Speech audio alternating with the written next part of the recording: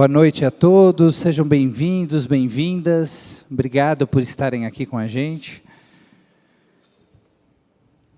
Vamos convidar a deputada Tabata Amaral para estar aqui conosco, sentar aqui com a gente.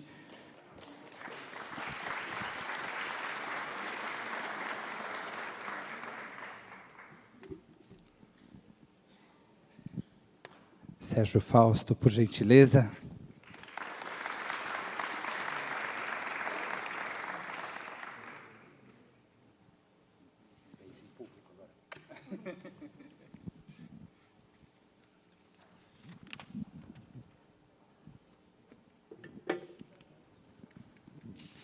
Esse encontro é parte do ciclo de debates Dilemas Éticos, que nós iniciamos alguns anos atrás, em parceria com a Livraria Cultura. Nós realizamos no passado parte desses encontros lá no auditório da livraria, parte dos encontros aqui na nossa CIP.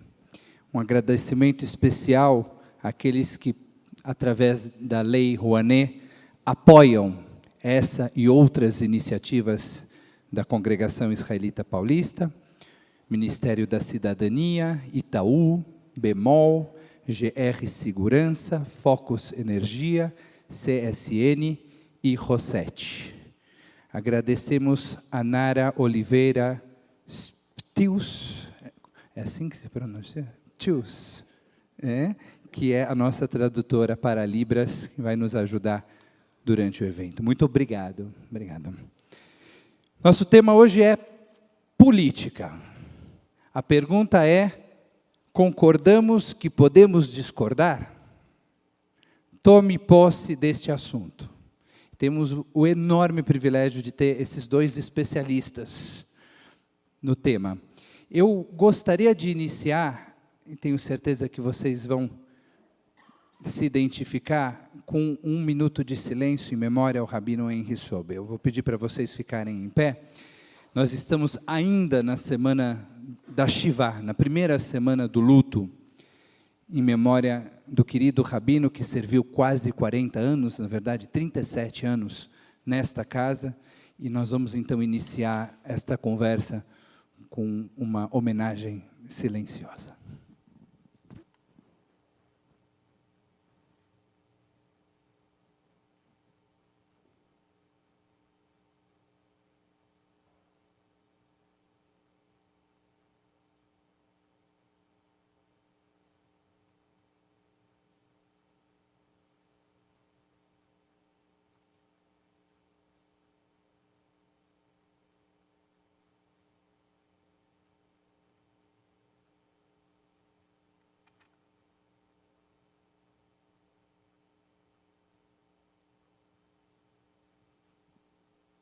Obrigado. Podemos sentar.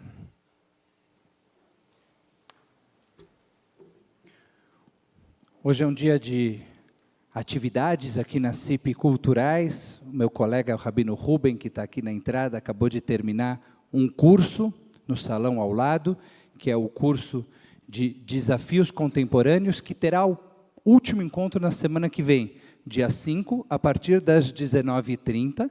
O curso está falando sobre Pirkei Avot, que é a ética dos pais. Então, vale a pena vocês que participaram hoje, e também, eventualmente, alguém que não esteve e não participou hoje, venham na semana que vem, dia 5, 19h30, para a última edição deste ano, o último encontro deste ano do curso de Desafios Contemporâneos. Vamos agora, então, iniciar nossos dilemas éticos, e eu vou, no início, fazer algumas perguntas para eles, depois que eles fizerem uma exposição inicial. Então, vão fazer uma exposição inicial, farei algumas perguntas para eles, e depois nós vamos querer incluir as perguntas de vocês nesta conversa. E, para isso, nós vamos pedir que vocês escrevam as perguntas. Vamos pedir a ajuda da nossa equipe da CIP para circular o papelzinho e a caneta, e então vocês vão escrever as perguntas e a gente vai ler aqui na frente para que eles possam também direcionar a conversa para aquilo que vocês têm de curiosidade ou de interesse. A liderança política do povo judeu foi diferente em cada uma das épocas. Na época bíblica, é possível identificar 3 formas de liderança. Uma delas era a liderança sacerdotal, liderança religiosa desempenhada pelos sacerdotes, a liderança dos reis e também a liderança dos profetas. Quando a gente sai da época bíblica e vai para o período histórico judaico chamado período do Segundo Templo, nós temos gradativamente essa liderança sacerdotal sendo mudada para uma liderança de rabinos, a liderança rabínica. E qual que era a diferença? A diferença é que a liderança deixa de ser hereditária, deixa de passar de pai para filho, porque sacerdote era sacerdote, porque era filho de sacerdote, era neto de sacerdote, assim por diante, e passa a ser uma liderança meritocrática. A liderança dos rabinos não era uma liderança que necessariamente passava de pai para filho, mas aquele que estudava, que se dedicava e que era ordenado rabino, que recebia esse reconhecimento da comunidade, ganhava a oportunidade de liderar. E havia um conselho ancião, um conselho formado pelos os rabinos mais idosos, mais experientes, que era o sinédrio, era o Sanhedrin em hebraico. E esse sinédrio foi quem governou o povo durante o período do Segundo Templo e o período seguinte. Na Idade Média, as comunidades viveram, de forma geral, isoladas do restante da sociedade e faziam a própria administração política da sociedade. Tinham policiais e tribunais que trabalhavam para a comunidade. O conceito de Kehilá, que quer dizer comunidade em hebraico, se fortalece durante esse período. E, finalmente, no período moderno, a partir do século XIX, quando no final do século XVIII acontece a Revolução Francesa, depois no século XIX, os judeus começam a ser, sobretudo na Europa, convidados a fazer parte dos países em que estavam vivendo, na Áustria, na Alemanha, na Inglaterra, na França, e então passam a participar da sociedade maior. E gradativamente, dependendo da sociedade, passam também a ter o direito de votar e, eventualmente, serem eleitos. Então, esse é um breve resumo da história política judaica e do judaísmo. Eu gostaria, nesse momento, de abrir para vocês e escutar um pouquinho a apresentação inicial de vocês, começando pelo professor Sérgio, e, em seguida, nós passaremos às primeiras perguntas. Obrigado mais uma vez pela presença de todos. Uma breve apresentação do professor Sérgio, cientista político, um dos mais importantes do nosso país, temos o privilégio de tê-lo aqui conosco essa noite, superintendente da Fundação Fernando Henrique Cardoso, co-diretor do projeto Plataforma Democrática e co-editor do Journal of Democracy em português, escreve regularmente para o jornal O Estado de São Paulo, entre outros veículos. Obrigado, Sérgio.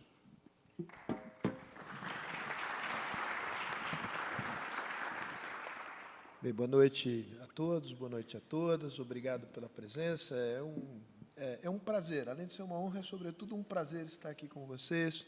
Rabino Michel, muito obrigado pelo convite. Tenho grande admiração pela deputada Tabata Amaral, então compartilhar não diria esta mesa, mas esse palco com você é um renovado prazer. Eu vou ensinar para vocês uma palavra em hebraico. Esse lugar se chama Bima, B-I-M-A, que é o púlpito da sinagoga. Opa. O púlpito da sinagoga se chama Bima. Maravilha.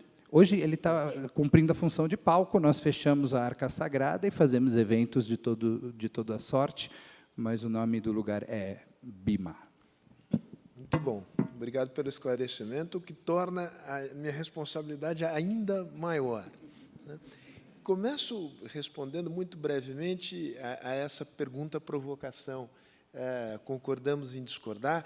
É óbvio que concordamos em discordar. Quer dizer, essa é da alma, da essência da política, pelo menos da política democrática, que procura afastar das relações humanas e das resoluções dos conflitos, das divergências, qualquer hipótese de violência, e que acredita que a sua legitimidade como ator político depende de conceder ao outro a mesma legitimidade, para divergir, para ter a sua opinião e defender o seu ponto de vista. Essa é a premissa. Não fosse assim, nós estaríamos aqui hoje conversando.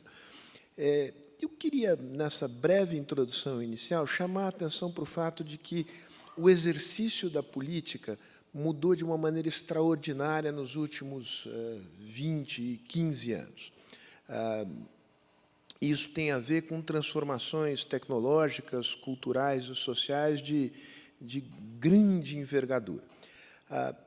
No passado, não muito remoto, havia uma espécie de coordenação entre o que se passava na política oficial, partidos, instituições políticas, e a sociedade, né? E quem fazia essa articulação entre o que se dava no âmbito da política oficial e o que se passava no âmbito da sociedade?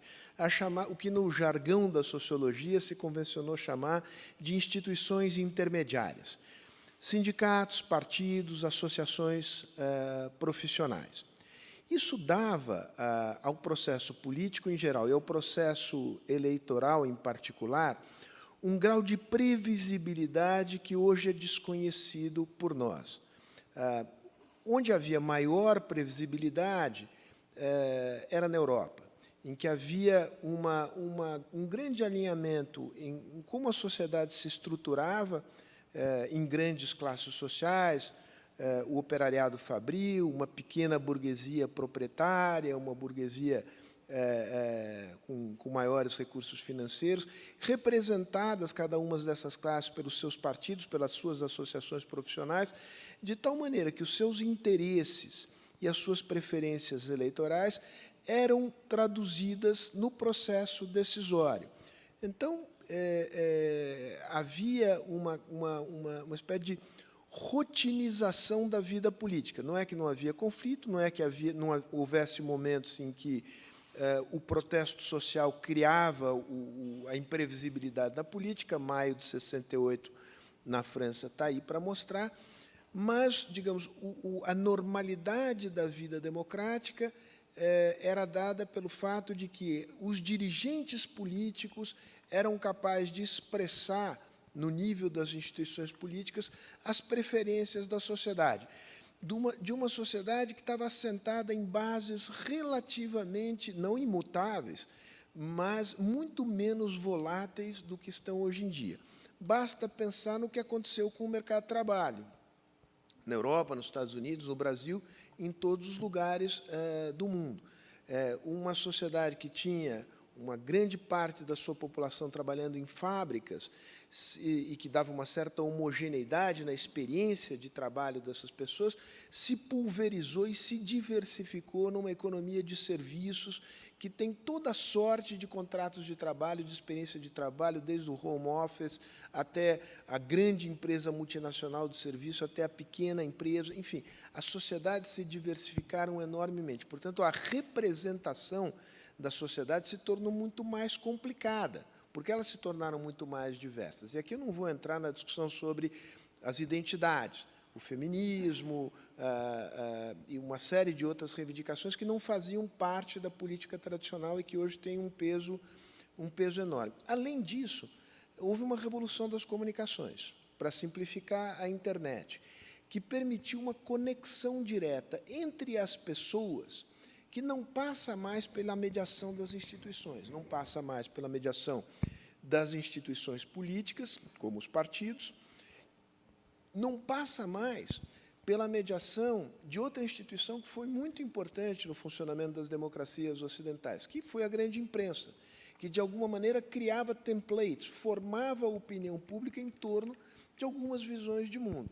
Hoje há uma miríade de fontes de produção de notícia, de informação, com uma tecnologia que permite um grau de manipulação das preferências da opinião pública como jamais existiu na história da humanidade.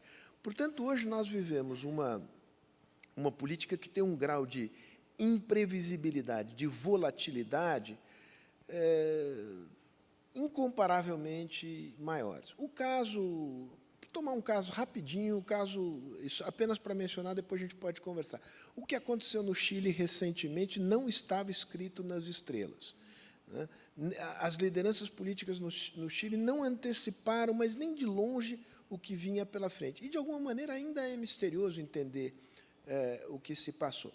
Qual é o dilema que isto cria para as sociedades, para os países? É o fato de que hoje nós estamos diante de problemas que são problemas que exigem uma grande coordenação de vontades, de pontos de vista, de visão, porque são problemas complicados, complexos e que exigem respostas estratégicas. Em grande parte, são problemas que não são problemas circunscritos às esferas nacionais. Vamos tomar o exemplo da mudança climática. Ninguém vai enfrentar o problema da mudança climática apenas atuando no Brasil, tem que atuar globalmente.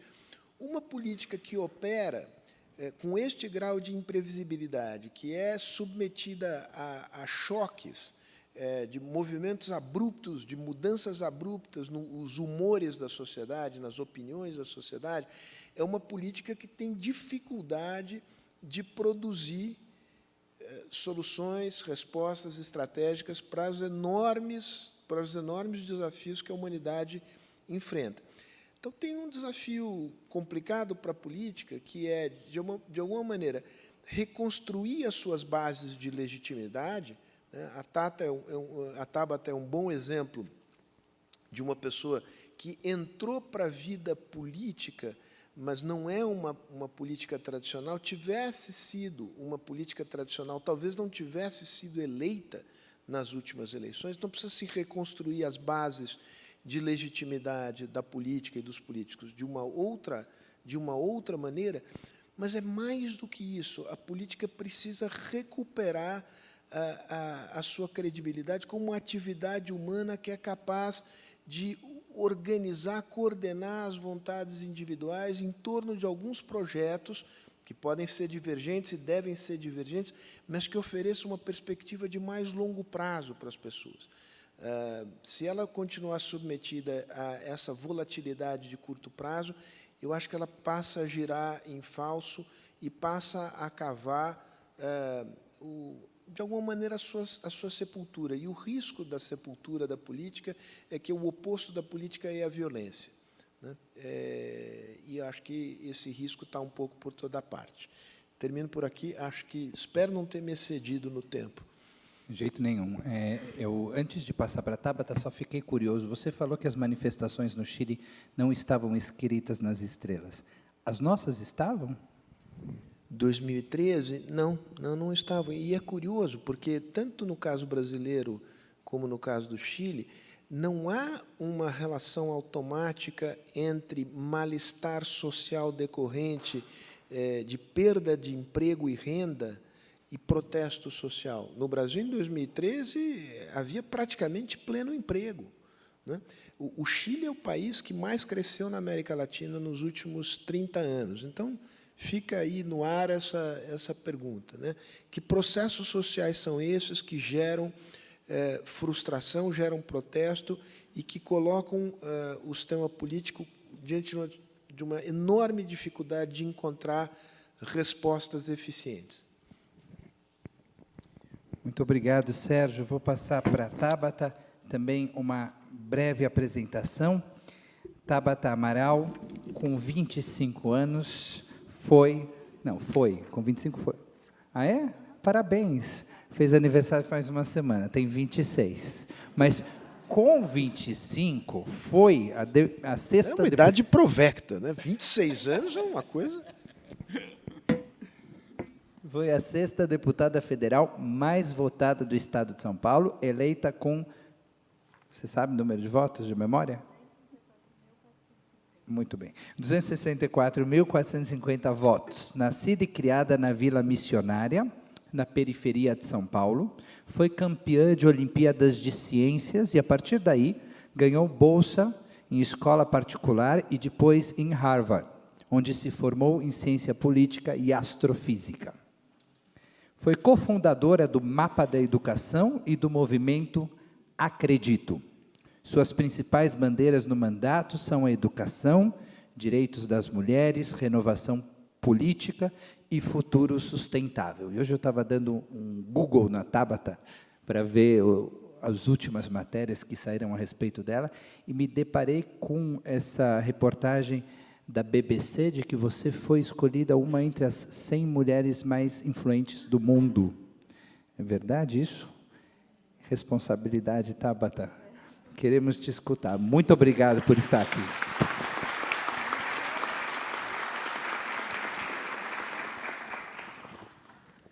Todos me escutam? Boa noite. Primeiro, dizer da minha alegria, agradecer o Rabino Michel pelo convite. É uma honra estar aqui. Compartilho do sentimento do professor, que é uma responsabilidade dobrada estar nesse lugar tão especial, e fico muito feliz mesmo.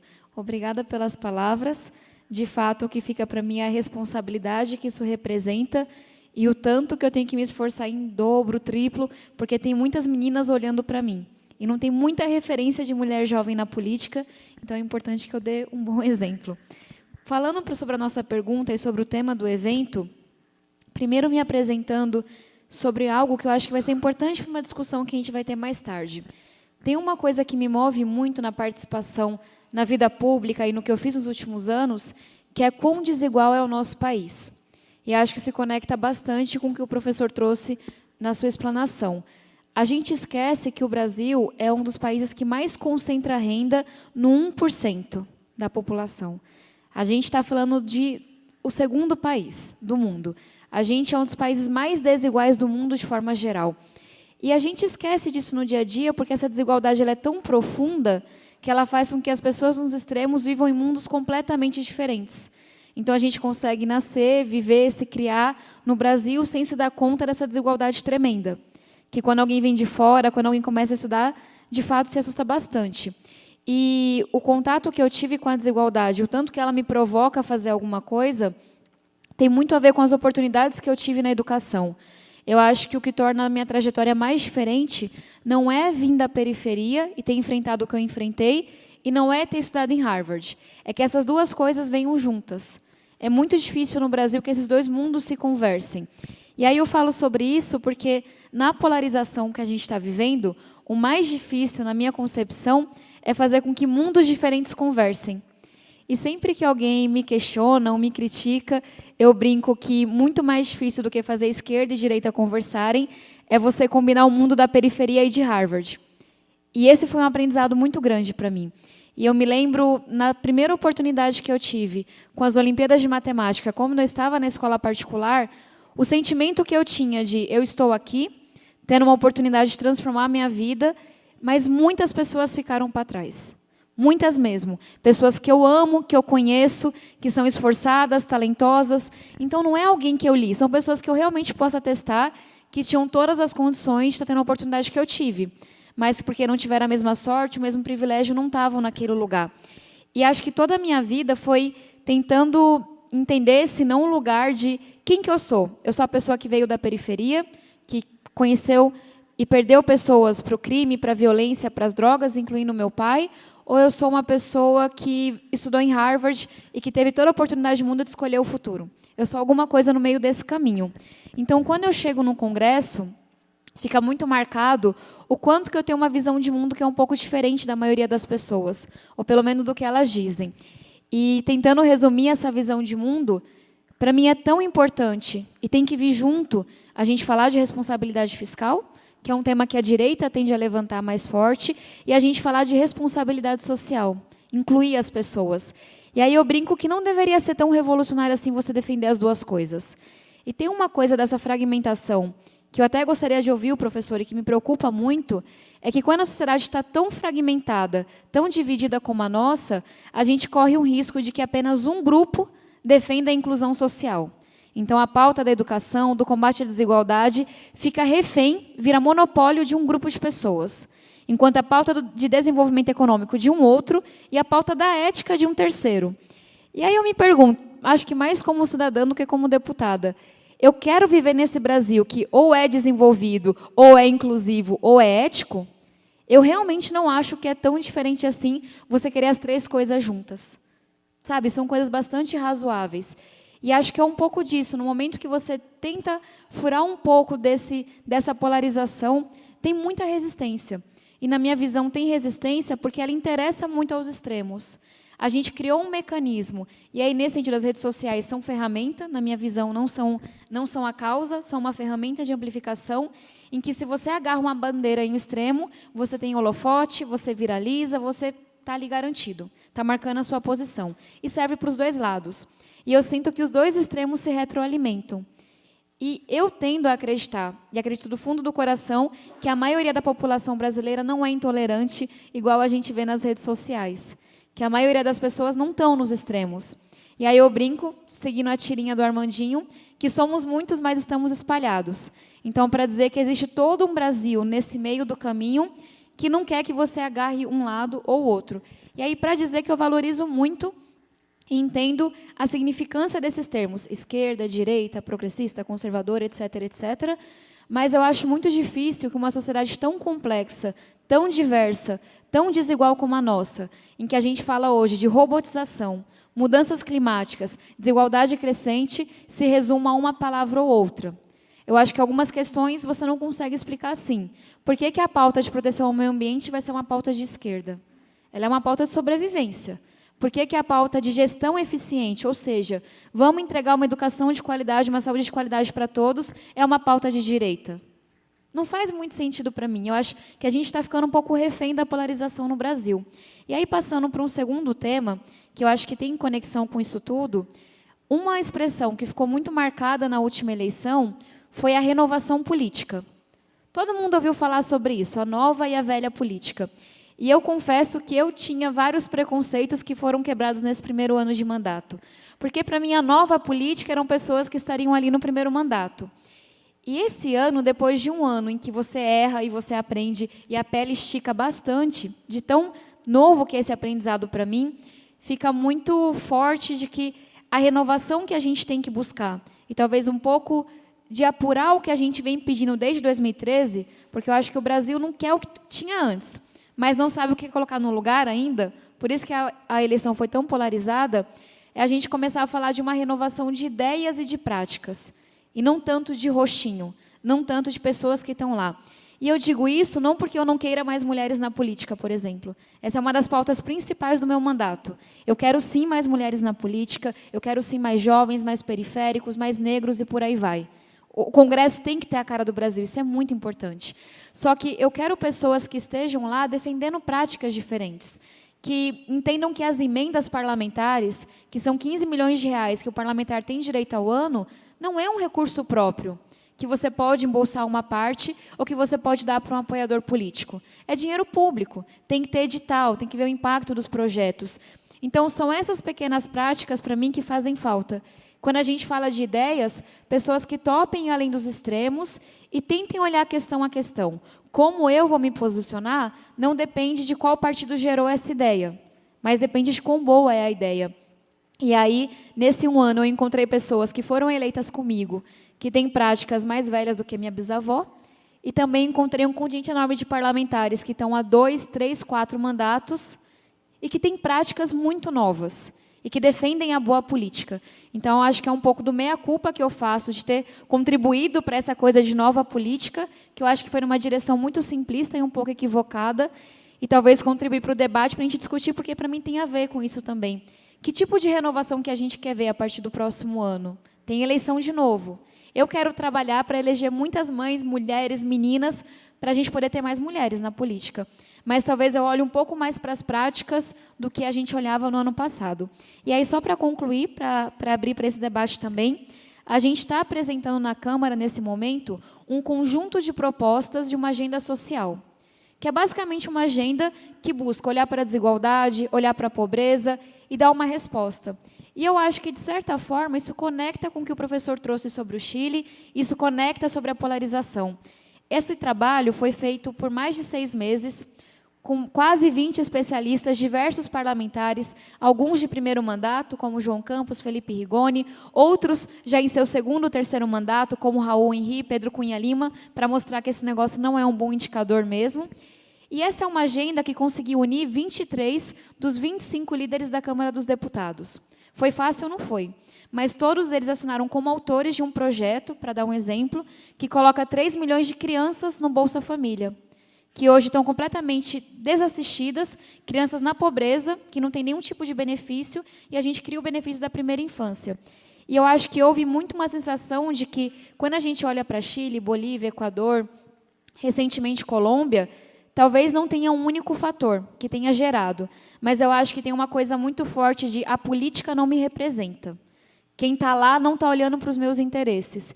E, na minha visão, é fundamental que o Congresso consiga se unir de alguma maneira para dizer: a gente está olhando para a desigualdade, a gente está olhando para a pobreza, a gente não concorda em tudo, mas algumas propostas para a gente faz sentido. Para dizer simplesmente que a gente está vendo o que está acontecendo no Brasil. Então, me estendi demais, passo a palavra agora para o debate. Mais uma vez, muito obrigada pelo convite.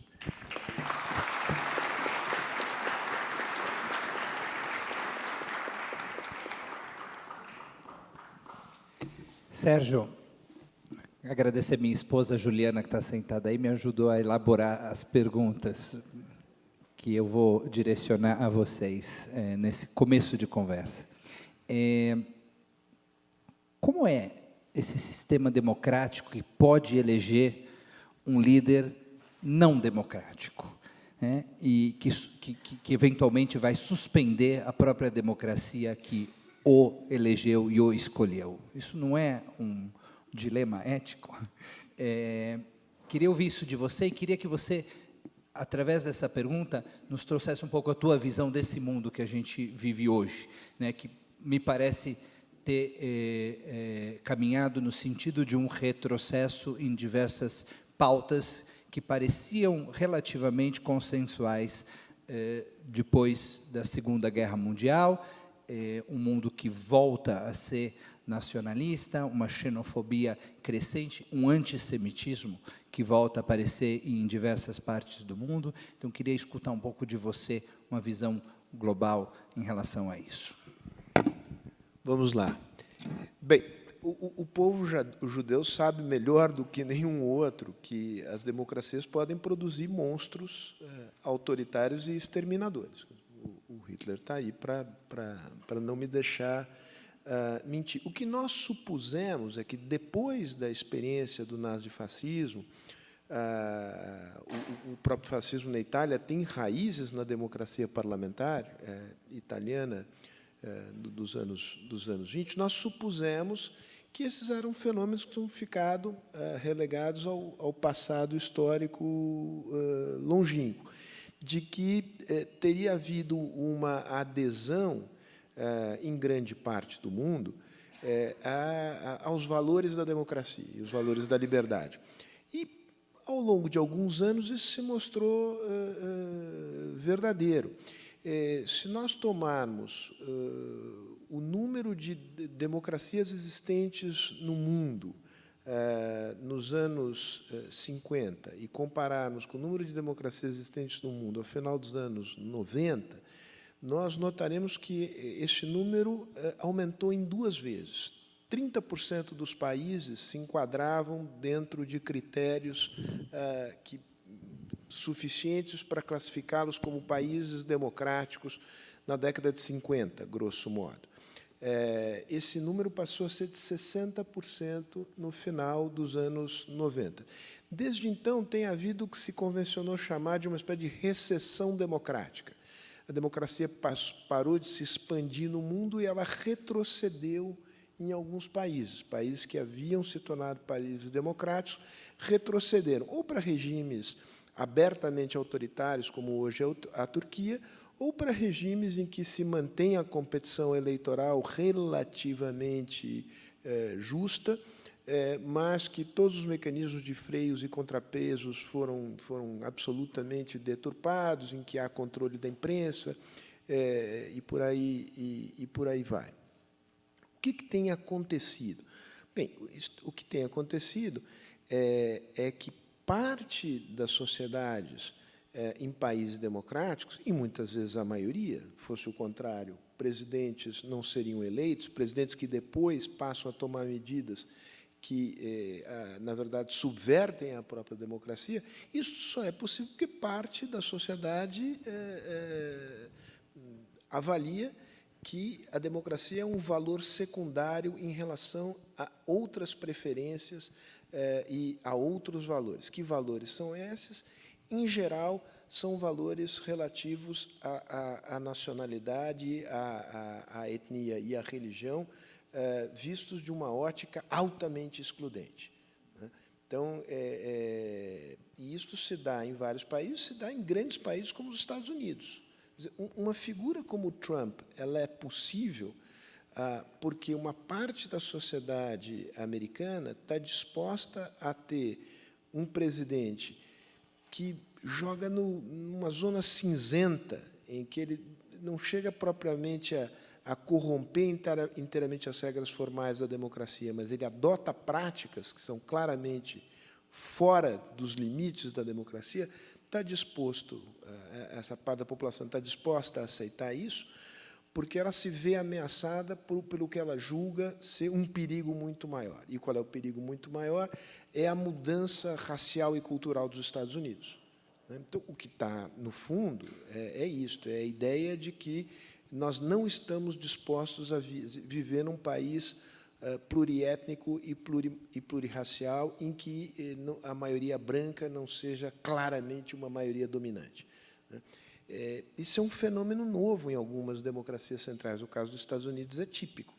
A pergunta é, as democracias conseguirão sobreviver a processos de mudança demográfica, por exemplo, que apontam na direção de uma pluralidade racial, étnica e muitas vezes religiosas em países que foram muito mais homogêneos no passado?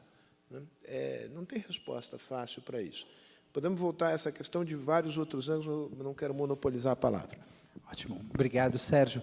Tabata, a educação é uma pauta central, importante do teu mandato.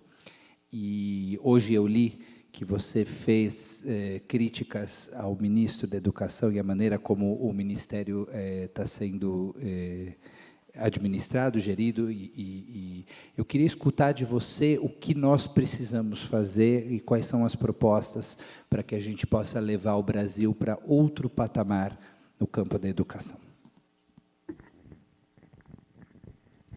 Contextualizando o que aconteceu, eu coordeno a Comissão Externa de Acompanhamento do MEC na Câmara dos Deputados, e aqui que essa palavra enorme quer dizer, né? A gente é uma Comissão Externa de Comex, e é uma inovação no sentido de que é a primeira vez que uma comissão tem como missão acompanhar, fiscalizar os trabalhos de um ministério. A gente criou a comissão externa em abril desse ano, foi no momento que o ex-ministro Vélez saía e entrava o Weintraub, e havia uma preocupação muito grande, por quê? O novo ministro herdava o ministério com desmandos, polêmicas, várias demissões e muita pouca coisa concreta. Então, a gente entendeu que tinha que fazer um acompanhamento muito de perto para que esse ano não fosse perdido para a educação. E a gente tomou o cuidado de fazer um trabalho que fosse mais técnico e menos ideológico. Por quê? A comissão tem pessoas dos mais diversos partidos. E a gente entendia que, independente da posição ideológica, era possível você avaliar se estava sendo feita alguma coisa. Eu, pessoalmente, tenho uma visão de mundo muito diferente, que bate de frente com a visão do ministro da Educação. O que eu priorizo na educação não é o que ele prioriza, mas a gente realmente se ateve a olhar para a informação oficial. Foram dezenas de requerimentos de informação. Para visitas, a gente foi em cada secretaria do MEC, cada órgão, cada autarquia, várias audiências, para dizer que foi um trabalho muito intenso em termos de material, inclusive. E a gente vai apresentar o relatório final no dia 3 de dezembro para votação na comissão externa. O relatório vazou, então acho que é importante eu comentar, já que está na mídia e muitas pessoas acompanharam. Algumas coisas são muito preocupantes no relatório. Uma delas é que, independente dessa visão de mundo, independente de contingenciamentos, bloqueio de verba,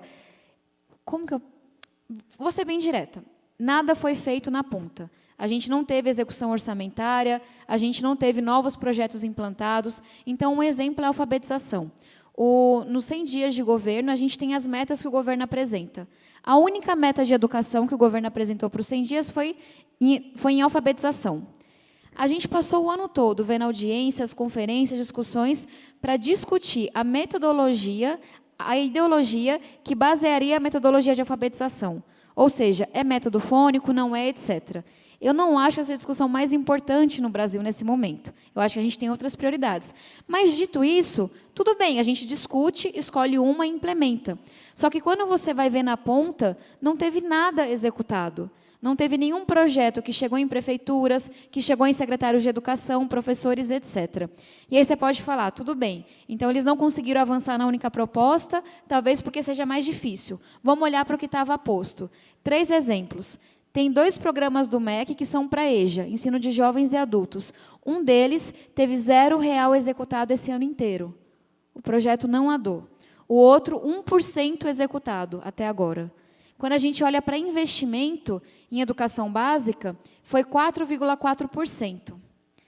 Então, são dados bastante assustadores para dizer que teve muita discussão ideológica, muitos questionamentos, mas o dia a dia do MEC não está acontecendo. E aí a gente tem um receio muito grande e faz uma crítica muito enfática de que a gente pode perder esse ano para a educação. E, no nosso entendimento, isso vem de alguns fatores. A gente mostrou que, comparando com governos anteriores, de esquerda e direita, essa é a equipe do Ministério que tem menos experiência em educação, menos experiência em governo e que fica menos tempo no cargo. Ou seja, é uma equipe instável que entra e sai muitas vezes e que não tem a experiência da prática. Então, parece para a gente que essa é uma razão pela qual não está chegando nada na ponta. O relatório tentou ser o mais propositivo possível. A gente está finalizando as sugestões ainda. O que saiu na mídia não é o relatório final, mas a gente está desenhando um conjunto de sugestões, tanto para o Ministério da Educação, quanto para a Câmara dos Deputados, para o Legislativo. O que a gente faz? A gente tem metas para janeiro, fevereiro, março, até mais ou menos metade do ano, para reverter o dano que foi causado. E aí, falando um pouco de futuro, né? Porque, infelizmente, quando eu olho para o trabalho da Comex, por mais necessário que seja, porque é nosso papel fiscalizar, não é exatamente uma coisa muito de avanço. Vamos tentar garantir que a gente não tem nada absurdo acontecendo aqui. Quando a gente fala de futuro, tem uma pauta que eu queria só pincelar, porque eu já me estendi bastante, que é o da robotização. A gente está passando por uma revolução tecnológica que é muito diferente de revoluções passadas. Todo mundo ouve falar inteligência artificial, impressão 3D, algoritmos, só que a gente não entende tanto ainda que essas inovações estão vindo cada vez mais rápido. Então, um pequeno exemplo. A gente sabe que, entre a minha geração e a da minha avó, o mundo mudou muito rapidamente. Como a gente comunica, como a gente se locomove e por aí vai. Agora, uma coisa que é muito diferente é que, com essa revolução tecnológica, o mundo vai mudar muito ao longo da nossa vida. Então, não é eu tendo dificuldade de conversar com a minha avó. É eu, aos 10 anos, não dando conta de ser preparada para eu, aos 30 anos de idade. E aí, só para vocês terem uma ideia, tem uma estimativa que é a mais recente, de que daqui a 11 anos, eu sempre uso ela, porque 11 anos é amanhã e todo mundo concorda. Daqui a 11 anos, de cada 10 profissões, 8 serão profissões que não existem hoje. E o jovem que sai hoje do ensino médio vai ter de 8 a 11 ocupações ao longo da vida. Então, aquela coisa de estuda, faz faculdade, trabalha e se aposenta, acabou. A gente vai ter que se reinventar ao longo da vida várias vezes. E aí eu pergunto para vocês, vamos esquecer o fato de que o Brasil não deu conta nem de alfabetização ainda, que a gente carrega problemas de 20, 30 anos que a gente tem que resolver. Vamos olhar um pouquinho para o futuro. Como é que a gente desenha o ensino médio, uma escola que prepara um jovem para 11 profissões que não existem ainda? E aí a gente pode... Eu não vou me estender muito, é um tema que eu acho assim apaixonante, porque nenhum país tem uma resposta para isso ainda. A gente tem uma chance de inovar e pensar o futuro, mas 2 ideias. Uma delas, a gente tem que ensinar as crianças e os jovens a sonharem. Eu só aprendi a sonhar quando eu fui para a escola particular, porque meus professores sonhavam por mim. A gente tem expectativas muito baixas para quem está na escola pública, tem que ensinar a sonhar, fazer meta de vida. Quero ser engenheiro, astronauta. Ano que vem vou fazer isso, no outro vou fazer aquilo. E a gente tem que ensinar a aprender. Tem que ensinar a trabalhar em grupo, tem que ensinar a ser criativo, tudo que os computadores não fazem ainda. Mas já me estendi demais.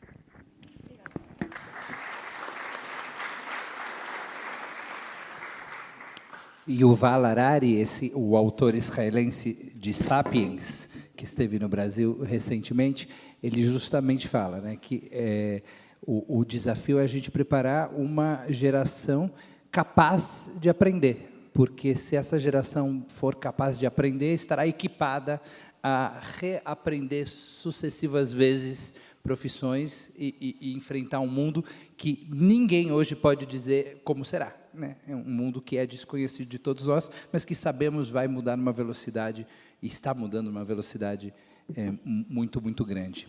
Nós já vamos passar as perguntas de vocês, então quem ainda não fez, a nossa equipe de apoio está circulando com papel, com caneta. Raquel está aqui atrás, só levantar a mão que ela traz o papel. Vou fazer mais uma pergunta para cada um e vou abrir para perguntas de vocês na etapa final do encontro. Sérgio, nossas instituições estão preparadas para um eventual atentado à democracia? Nossa democracia está suficientemente madura para resistir a isso?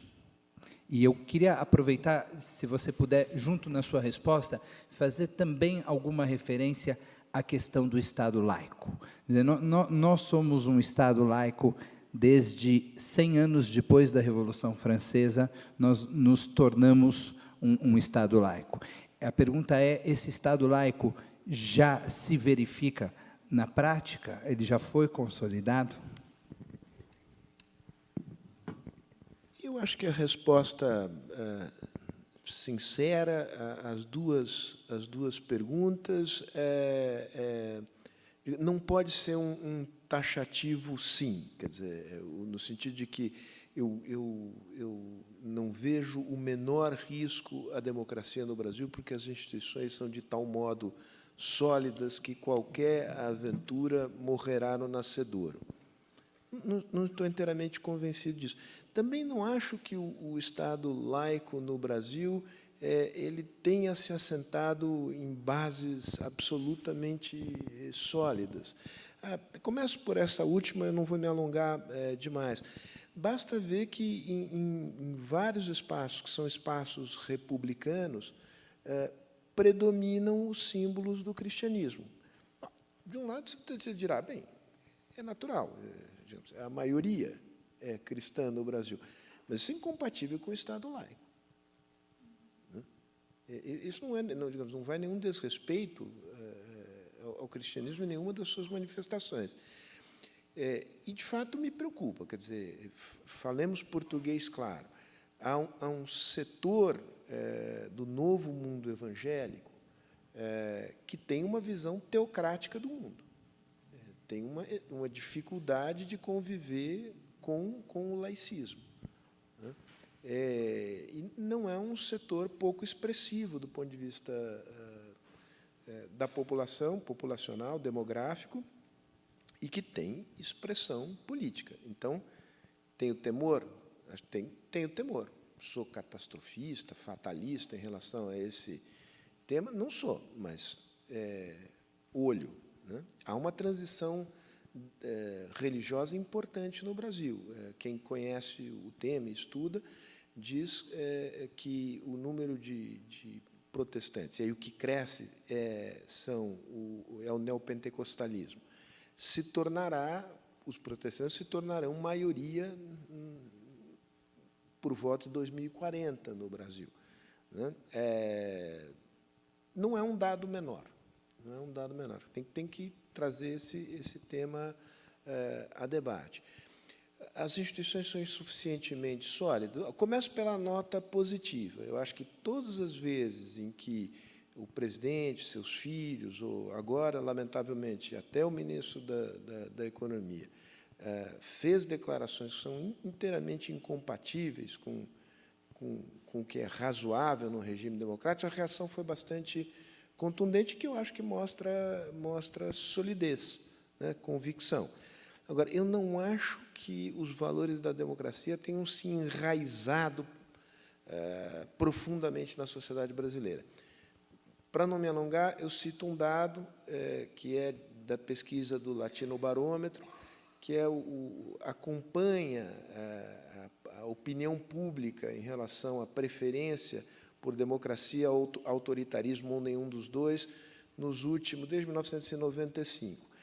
E, em geral, aqueles que dizem democracia em qualquer hipótese, sob qualquer circunstância, em torno de 50% da população brasileira, com alguns momentos em que chega a 60%, hoje está digamos, está no piso, por volta de 40% das pessoas que dizem não importa o que ocorra, quais as circunstâncias, democracia é o melhor regime. O que tem aumentado? Um pouco quem diz eu prefiro um regime autoritário, mas o que aumenta é o número de pessoas que diz tanto faz. Isso não me afeta a vida. Minha vida não depende se o regime democrático é democrático ou não é democrático. Eu acho que isso mostra que, na base da sociedade, os alicerces da democracia não são tão sólidos a ponto de eu jurar de pé junto aqui que não há risco nenhum. Eu não vejo risco algum de um colapso da democracia, mas de uma perda de qualidade cada vez maior do regime, de cerceamento de liberdades, de tentativas de censura, que, aliás, já estão ocorrendo, não é uma coisa de violência cometida em relação a grupos que são vistos como grupos opositores, né? Isso não é uma realidade do futuro, isso é uma coisa que tem acontecido nos últimos meses. Tabata, nós somos a democracia mais desigual do mundo. Eu queria ouvir de você um pouquinho sobre a relação entre essas duas coisas, né? De que maneira a desigualdade nos impede de consolidar a nossa democracia, e a democracia, de alguma maneira, pode ser uma ferramenta para que a gente possa alterar o estado das coisas. Quando a gente fala sobre o Brasil ser um dos países mais desiguais do mundo, a segunda democracia mais desigual e por aí vai, tem uma coisa que é muito marcante no Brasil, até mais do que em outros países, que é a renda que 1% da população concentra aqui no Brasil.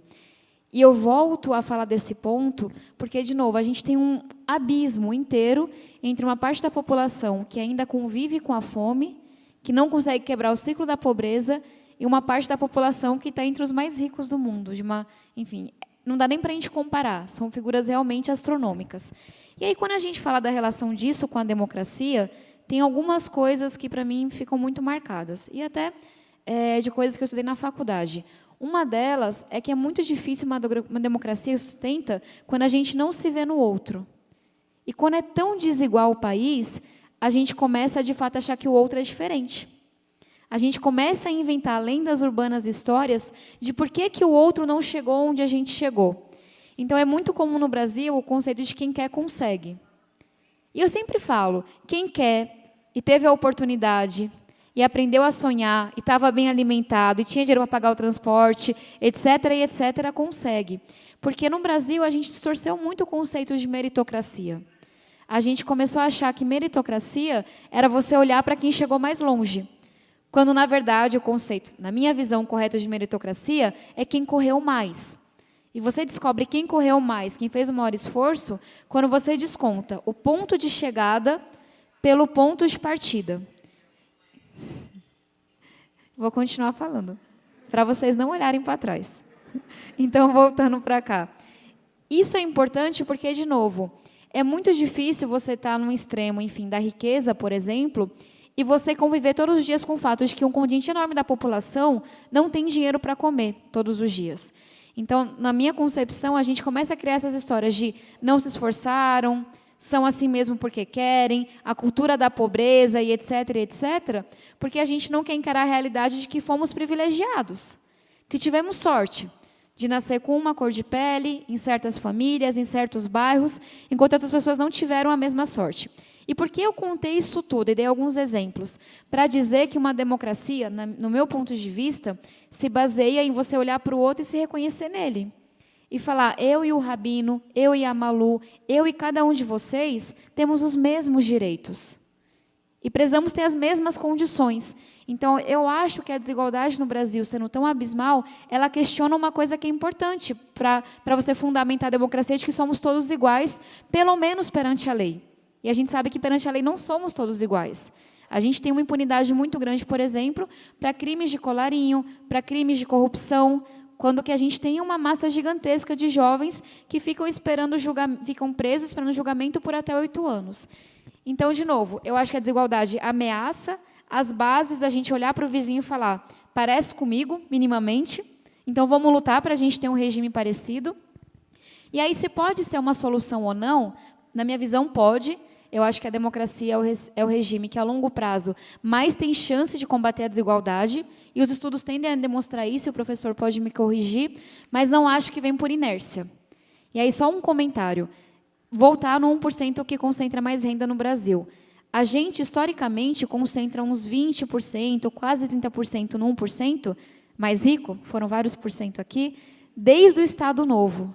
O momento em que a gente teve uma menor concentração de renda no 1% foi com o JK, que bateu 19%.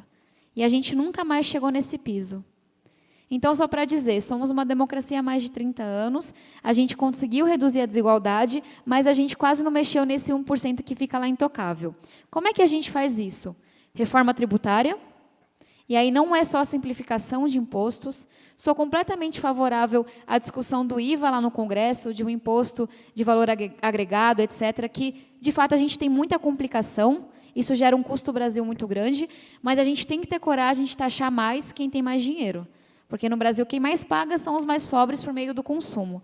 Então, reforma tributária é extremamente importante, e vou falar de novo da agenda social que a gente está tentando encampar agora. Essa agenda social, ela olha para o Bolsa Família, então a gente está fazendo uma provocação de que o Bolsa Família não pode ser uma política de partido A, B, C ou D. A gente não pode que a cada pleito eleitoral você tenha fake news de que se fulano foi eleito vai acabar com o Bolsa Família. O Bolsa Família é da população brasileira. A gente sabe que para cada R$1 investido, quase 2 vem de retorno em termos de desenvolvimento. Então, a gente quer fazer dele uma política de Estado, olhando para a primeira infância, tem projetos de água, de saneamento. É válido dizer que mais ou menos metade da população no Brasil ainda não tem acesso a saneamento. Como é que você fala de uma vida digna, com condições... Mais ou menos metade. Como que você fala de uma vida digna quando você não tem esgoto na sua casa? Um percentual grande de escolas também não tem acesso à água tratada e a esgoto. Então, são várias propostas para dizer que, independente da gente pensar diferente, independente da polarização, tem coisas que são tão básicas como primeira infância e saneamento e água, que a gente tem que conseguir concordar sobre essas coisas. Obrigada.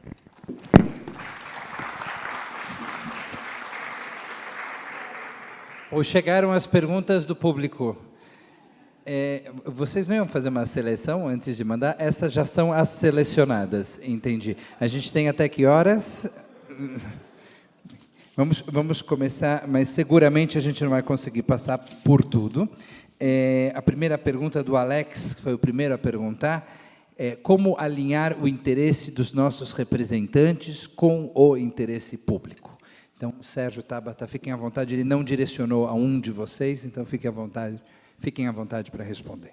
Olha, a Tabata deu um exemplo concreto. É uma coisa, de fato, assim, digna de nota, para não dizer extraordinária.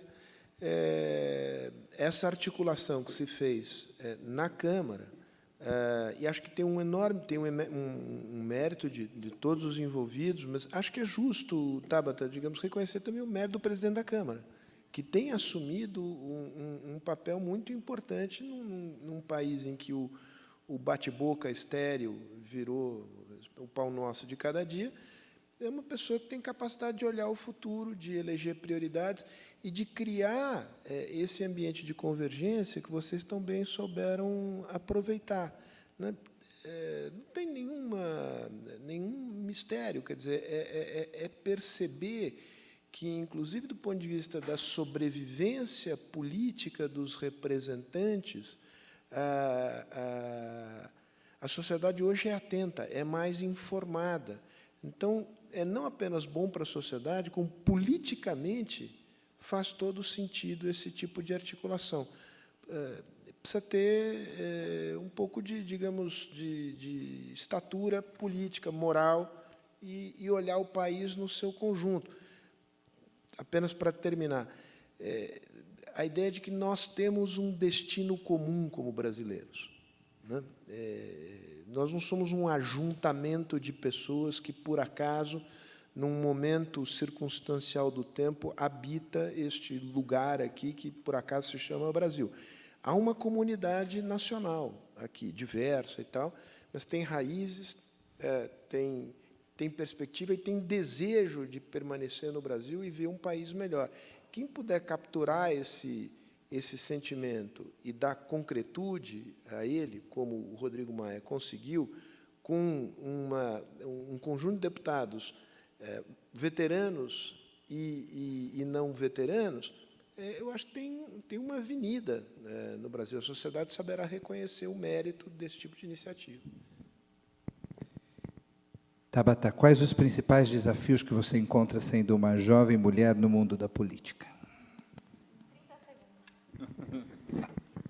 Eu só queria comentar a pergunta do Alex. Primeiro, dizer que concordo com o que o professor Fausto trouxe, porque, de fato, para mim foi muito surpreendente e, no sentido muito positivo, ver o espaço que o presidente Rodrigo Maia está dando para propostas como essa.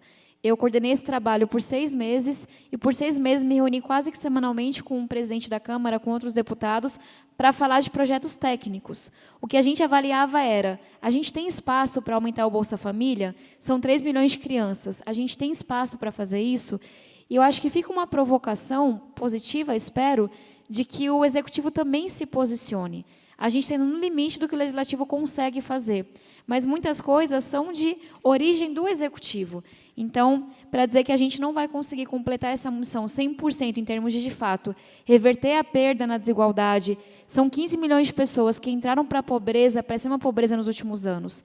Então, o Legislativo está acordando e fazendo a sua parte, e é muito mérito do presidente Rodrigo Maia.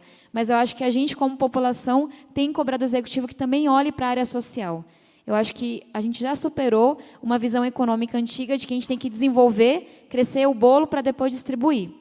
A gente tem que crescer o bolo, arrumar as contas e distribuir ao mesmo tempo. Tem gente passando fome agora que não dá conta de esperar o Brasil voltar a crescer.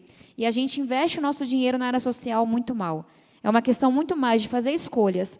E aí, talvez sendo um pouco polêmica, mas eu acho importante dizer, eu, como país, vou pagar salários absurdos e aposentadorias absurdas para quem está no serviço público, com auxílio isso, auxílio aquilo, não sei o que lá, ou eu vou investir no Bolsa Família? A gente tem que escolher investir no Bolsa Família. Então, são algumas escolhas duras. Mais um ponto sobre a pergunta do Alex, bem rapidamente. Na minha visão, isso passa pela reforma dos partidos. Eu sou uma pessoa que acredita muito em partidos, não sou grande entusiasta de candidaturas avulsas, independentes, acho que a gente tem que fortalecer os partidos políticos, mas 32 partidos, com donos que não são transparentes, não são, e obviamente nem todos têm donos, existem exceções, mas em sua grande maioria é assim, que não são transparentes, que não são democráticos, em que a pessoa fica na liderança por décadas, com certeza não contribuem para que a população se veja representada no Congresso. Porque a partir do momento que o líder partidário escolhe 2 ou 3 para destinar ao fundo, que é público, ele interfere na representação. E é uma provocação para mim muito importante. E sobre os desafios, como eu estou ficando sem tempo, acho que tem um desafio interno muito grande de, independente do que eu ouço todos os dias, acreditar que, sim, eu tenho o mesmo mérito e o mesmo direito de representar, de estar aqui que outras pessoas. Então, sua inteligência é questionada diariamente. Eu nunca tinha tido situações, esse ano foram 3, de alguém pegar um microfone, 4, na verdade, para dizer que eu não era capaz, que eu era burra, que eu tinha problemas mentais, que eu não teria capacidade de ser relatora de um projeto. E aí não importa quão nerd você é. Fui a primeira na minha turma de ciência política em Harvard, mas lá eu não tenho capacidade para fazer um relatório, porque prevalece a minha cara, prevalece o fato de eu ser mulher, de eu ser jovem. São interrupções, são pessoas que te barram, são piadinhas sem graça, são questionamentos de para quem que você liga para saber como você vota, enfim, achando que é um homem, são provocações do tipo, em uma votação, quem que é seu esposo, você é casada. Então, é uma angústia diária. Mas eu acredito que isso vai mudar a partir do momento que deixar de ser comum ter mulheres na política. Então, é por isso que mais mulheres na política é uma causa tão importante para mim. E é bom para todo mundo, mais competição na eleição, metade do talento brasileiro ajudando a pensar os problemas. Mas bora lá, eu vou ser mais rápida na próxima. Vai dar certo. Sérgio, qual é o impacto das redes sociais na política? E já emendo a pergunta do Mustafa, nosso amigo do Centro Cultural Brasil-Turquia, que está aqui presente, pergunta quais são lições que a Turquia eventualmente pode ensinar, ou seja, a experiência com a Turquia pode nos ensinar em relação ao Brasil. Bom, as mídias sociais viraram a política de cabeça para baixo, né? É difícil imaginar outro fenômeno que tenha tido um impacto tão grande na política como as mídias sociais, porque os partidos deixaram de ser o mecanismo, tem o lado bom e tem o lado ruim, né? Mas a comunicação não se dá mais pela mediação dos partidos e da liderança partidária e da imprensa, né, dos grandes jornais, das grandes televisões.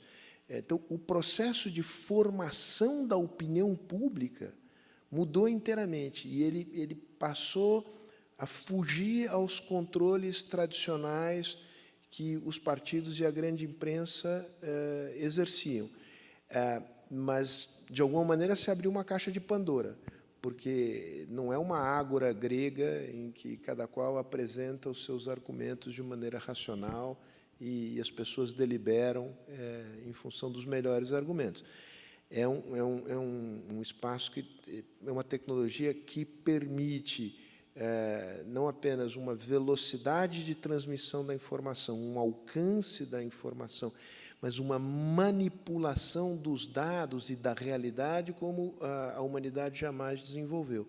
Hoje eu recebi um videozinho, que é um videozinho produzido, acho que na Inglaterra, não sei se foi a BBC que produziu, que é o bastidor da produção do chamado deepfake, em que você vê o Corbyn, candidato do Partido Trabalhista, e o Boris Johnson, são eles, dizendo com o tom de voz deles, é absolutamente igual. Só que eles dizem coisas inteiramente estapafúrdias, né?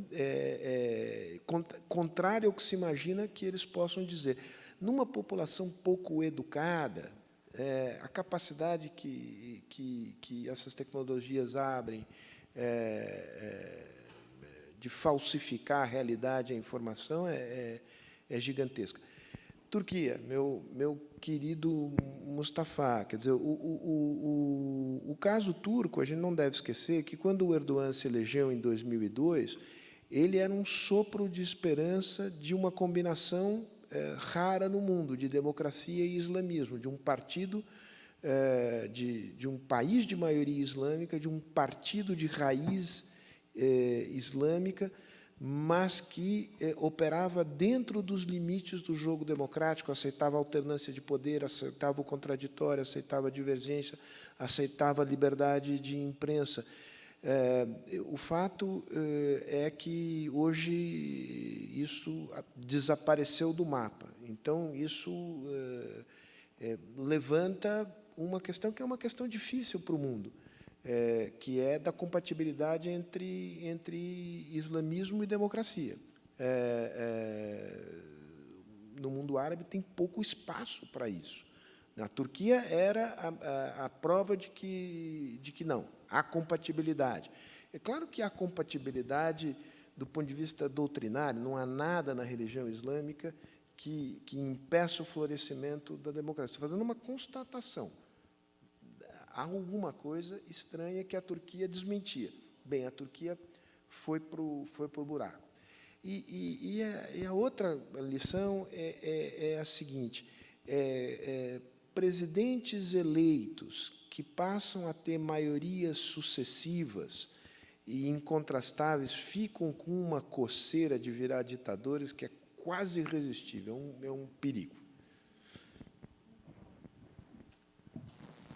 Obrigado, Sérgio. Tabata, você quer comentar alguma coisa do que foi falado ou posso ir para a próxima? Posso ir para a próxima? Pergunta do André Roemer. A própria velocidade das mudanças não seria o combustível para a escolha de líderes populistas que prometem estabilidade e segurança para a maioria que não conseguirá se adaptar? Eu gostei muito dessa pergunta, André, porque eu acho que ela também está conectada com tudo que a gente está falando sobre Trump, sobre Brexit na Inglaterra, um pouco sobre o desemprego no Brasil. Não acho que explica a história inteira, mas eu acho que é um indício do que vai ser o futuro. Quando a gente olha especialmente para a Inglaterra e para os Estados Unidos, muito do mote da campanha foi: alguém que não é do meu país está roubando os meus empregos. E a gente viu isso bastante com fake news e etc. Mas tem uma coisa que deixaram de contar para essas pessoas, é que esses empregos perdidos não voltam mais. Então, não é uma questão de, se não entrar mais ninguém de fora, se não entrar mais nenhum estrangeiro, vão me contratar. É uma questão de, esses empregos no meio do caminho estão desaparecendo por causa da robotização. Então, pense em Vale do Silício. O tanto de renda que é gerada, o tanto de capital envolvido, empregando poucas pessoas muito, muito bem formadas. E pensem no tipo de emprego que mexicanos, por exemplo, têm nos Estados Unidos, que são empregos de salários muito baixos, condições muito ruins, que são empregos que os americanos não querem. Então, para dizer, tentando simplificar um pouco, a gente tem 3 tipos lá de empregos. Aqueles que são muito pouco qualificados, que os americanos já não queriam, nesse tipo de emprego que eles estão falando, aqueles altamente qualificados, para um grupo muito seleto, e 1 milhão de pessoas que trabalhavam em fábricas, por exemplo, empregos no meio, enfim, de administração, etc., que estão desaparecendo, não porque um mexicano, não porque, enfim, alguém da Europa Oriental chegou e pegou aquele emprego, mas porque eles não existem mais. Então, de certa forma, a promessa do Trump, a promessa do Brexit foram promessas falsas. Você não vai conseguir convencer as empresas a deixarem de inovar tecnologicamente. E eu disse isso porque o Brasil talvez não sinta com tanta força, mas eu acho que a gente não consegue, com o modelo atual, voltar a pleno emprego. Porque chega mais devagar, chega, demora um pouco mais. Mas a robotização também chega aqui no Brasil e já impacta diversas profissões. Então, tudo isso para dizer que, se a gente não der uma resposta para essa revolução tecnológica, a gente vai continuar refém desse desemprego em massa. Eu não acho que o desemprego em massa, e eu adoro o Yuval Harari, tenho a honra de ter um livro autografado, e foi ele que me inspirou muito a pensar sobre o futuro. A gente não pode se iludir achando que isso não vai acontecer, que é mais uma revolução tecnológica que a gente vai acomodar, porque essa é muito diferente. Essa é muito concentradora em cargos muito qualificados e deixa um monte de gente sem emprego. Então, não acho que é uma catástrofe anunciada, que com certeza vai acontecer. Mas, se a gente não se atenta, se a gente não reinventa ensino técnico, se a gente não reinventa educação, se a gente não pensa nessa população que está mais vulnerável a perder seus empregos, a gente fica refém de regimes populistas, que chegam e dão uma resposta simplista do nível: seus empregos estão sendo roubados por estrangeiros. Quando a gente sabe que não é verdade, porque os dados mostram que não é verdade. O modelo partidário está desgastado. Para onde vamos? Desgastado é um eufemismo, né? Um modelo partidário. O que é o modelo partidário brasileiro? O modelo partidário brasileiro é uma enorme fragmentação de partidos. Grande parte desses partidos tem donos, como bem disse a Tabata, e é um sistema sustentado fundamentalmente por recursos públicos, né, em grande volume, e que nutrem os donos dos partidos. Virou um negócio, virou um extraordinário negócio, né? É um dos negócios mais lucrativos do Brasil, certamente, é constituir um partido. E se ele for de tamanho, tem lá um tamanho ótimo, em que você não tem, você pode ter um dono só, você junta os seus apaniguados e a sua família, e você pega um bom bocado de dinheiro. Aí é a farra do boi, né? Aí você negocia tempo de televisão, quer dizer. Então, está absolutamente destruído esse sistema de representação no Brasil. Aí tem que mexer em vários níveis, tem que mexer no sistema eleitoral. Eu acho que esse sistema que a gente tem os partidos apresentam uma quantidade imensa de candidatos que disputam entre si em colégios eleitorais grandes. São Paulo, os eleitores são submetidos à prova de ter que escolher entre mais de 1.000 candidatos. Como é que você se informa a respeito desses candidatos? Se você não se informa, você não elege de maneira informada, você não consegue controlar depois, porque você mal se lembra em quem você votou. É um sistema, portanto, que você não controla, favorece essa apropriação indébita do partido pelos donos. Quem tem peso, de fato, são alguns grupos organizados que têm poder de voto e grana, né? E, embora você tenha havido uma vedação das doações corporativas, o dinheiro continua rolando, e quem tem caixa 2 e quem consegue pôr a mão em dinheiro vivo e manipular dinheiro vivo em grande quantidade tem uma vantagem competitiva enorme. Crime organizado nada de braçada nesse tipo de sistema, é um risco grande. Então, tem que mudar. Agora, algumas mudanças foram introduzidas, acho que elas são muito insuficientes. Tem uma cláusula de barreira, vai diminuir um pouco o número de partidos, acabou-se com a coligação proporcional, não vou entrar em detalhes, mas é muito, muito insuficiente. O dilema da reforma, de qualquer reforma política, é que aqueles que têm que aprovar a reforma política são aqueles que se beneficiam do status quo. Então, por que eu vou mudar um sistema que me favorece? Então, como é que nós vamos sair dessa? A resposta honesta, eu não sei. Não sei. Obrigado, Sérgio. Tabata, o que o cidadão comum pode fazer? Qual é a tua expectativa em relação a nós? Tenho boas respostas, dando tarefa para vocês. Sobre os partidos. A gente apresentou um projeto de lei na Câmara que, sendo bem pé no chão, não vai ser aprovado nesse ano nem no ano seguinte, mas é um bom primeiro passo. Várias instituições, enfim, ajudaram a construir esse projeto, quase 20 parlamentares apresentaram, e eu brinco que o que a gente pediu não é nada revolucionário, mas causou muita polêmica. Vejam só as coisas polêmicas que a gente pediu. Que os partidos colocassem, assim como os deputados colocam, exatamente como gastam o dinheiro público. Quanto recebe o dirigente partidário, quanto é gasto em passagem, quanto é gasto em hotel. Suspeito alguns valores, mas a gente não tem ideia concretamente. A gente pediu que houvessem prévias, para você escolher candidato, que não fosse o dono do partido dizendo, vai meu amigo 2 e meu amigo 3. Que a gente pudesse votar como filiado. Pedimos também que os dirigentes, os líderes, tivessem um mandato estabelecido e um número máximo de eleições. 2, por exemplo. Pedimos também um comitê de ética e que o dinheiro público do fundo eleitoral não fosse entregue de novo para o amigo 1, amigo 2 e o amigo 3, mas fosse distribuído com algum critério. Um exemplo, a gente não especificou lá, mas 50% vai ser distribuído igual para todo mundo. Eu, como partido, não falei que você tinha alguma chance? Não escolhi você para me representar? Então, por que você não recebe absolutamente nada? Eu brinco porque não tem nada de revolucionário. E começaram a dizer que, ao apresentar esse projeto, eu era contra os partidos. Isso é um grande absurdo. O que eu quero são partidos fortes, mais conectados com a sociedade. E aí, onde que vocês entram? Quando a gente fala de combate à corrupção, para mim é um exemplo em que a população se movimentou, se mobilizou e fez com que projetos improváveis andassem na Câmara. Um exemplo são as 10 medidas contra a corrupção. Elas só começaram a tramitar porque a gente, como sociedade, se mobilizou. É claro que é mais difícil mobilizar em torno de uma reforma partidária, mas eu não acho impossível. Então, se alguns de vocês, algumas ONGs, algumas instituições, começassem a abraçar essa causa de reforma partidária, eu acho que ela teria um pouco mais de tração na Câmara. De forma geral, eu comecei a sorrir porque é engraçado, mas eu acredito muito nisso. Agora que eu tive a chance, fui eleita, estou lá, eu coloquei muito na minha cabeça. Em ano par, eu tenho que ajudar a eleger outras pessoas. Em ano ímpar, recrutar e formar. E aí você repete esse ciclo até não acaba mais. É basicamente isso.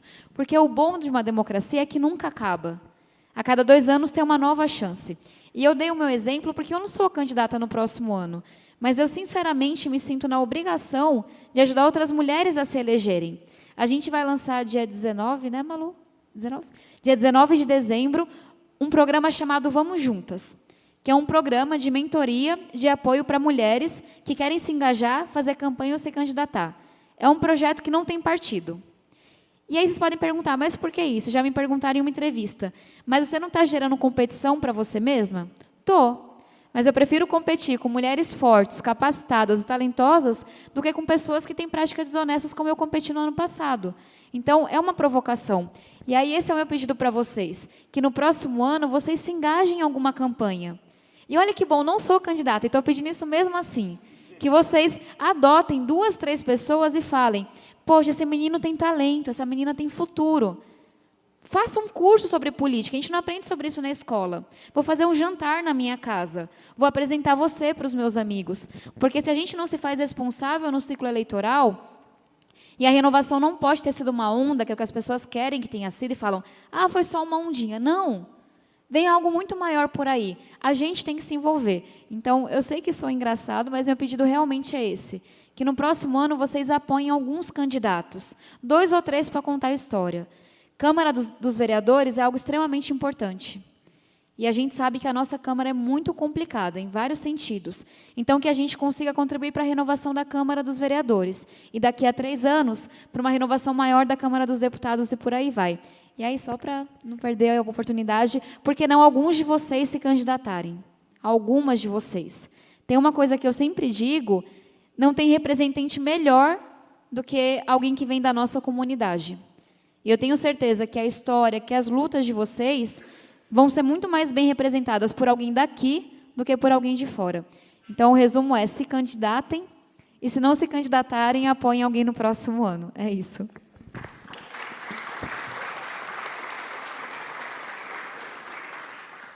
Mário, você estava lançando a Ângela para algum cargo, é isso?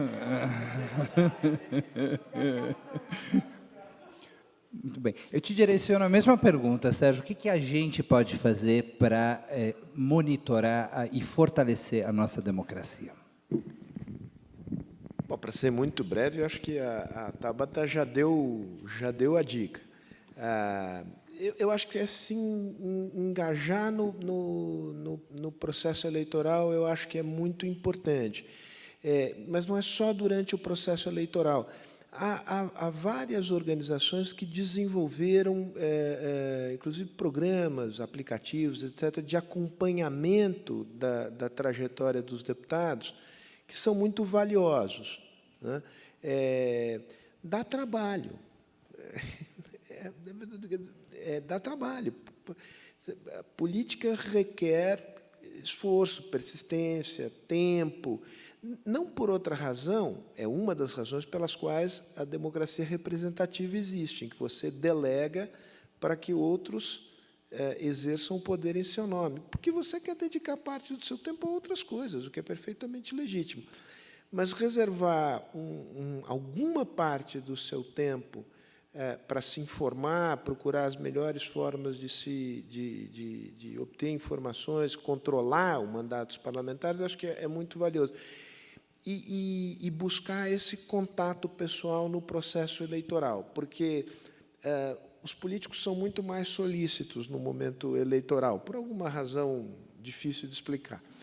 E isso abre uma oportunidade de contato.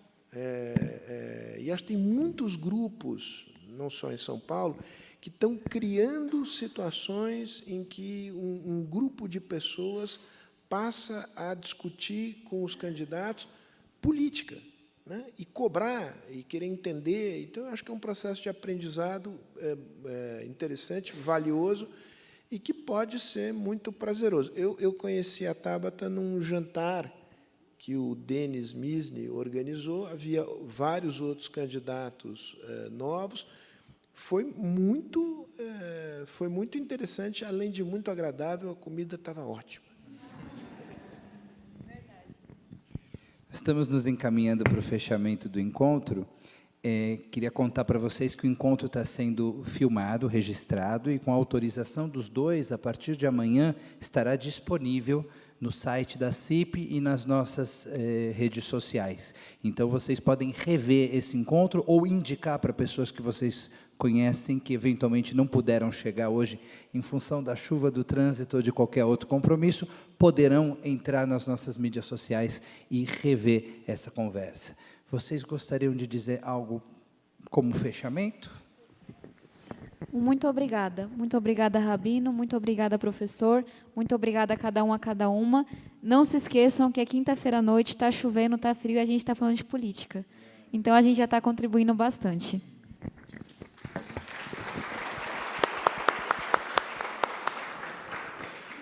Bem, dizer duas coisas rapidinho. Primeiro, que é um prazer te ouvir falar. Quer dizer, a esperança precisa encarnar em pessoas, né? Ela não vive em abstrato.